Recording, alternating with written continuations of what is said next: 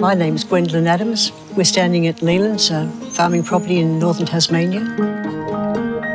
My brass ceiling, being a farmer, was that there were not any other women running properties in Tasmania, to my knowledge, apart from a dear old soul called Mary Littlejohn, who lived down in the Midlands.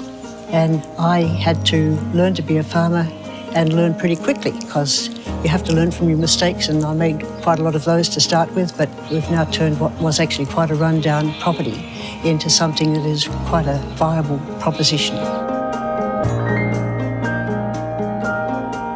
As a child, I was never allowed near any of the men working or doing anything a little bit not ladylike, but I had to overcome all those instincts that I might have had and learn to accept farming for what it is, which is pretty gruesome at times. And I love the challenges, but there's more upsides than downsides with farming. When we have these young ones come to the property, they have probably for them a unique experience of a shearing shed in operation.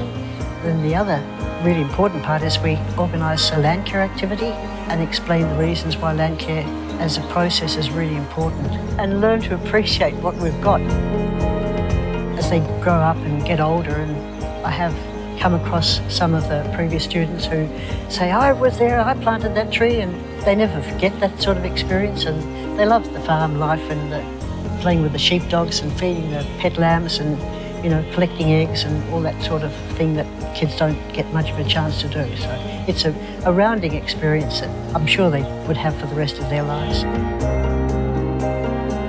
Land care to me is just caring for the land. It's just something that we should all be doing. And I think if people wanted to be involved with land care, they'd really get a lot of satisfaction out of it, because you have the camaraderie of like-minded people, but you're also doing practical good work on the ground, especially around Tasmania. There's about 3,000 people who are involved with different land care activities in Tasmania.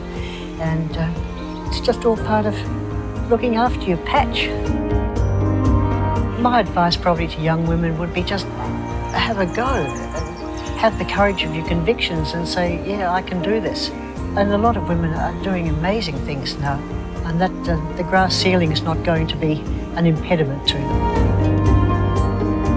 The future for Leland's, I hope, will be just that we keep getting better at doing the job that we're doing, and leave it in a really good, healthy state for whoever might take on the property down the track. We're only managing the land, and we have to manage it the best we can and leave it in better condition than when we begin the journey.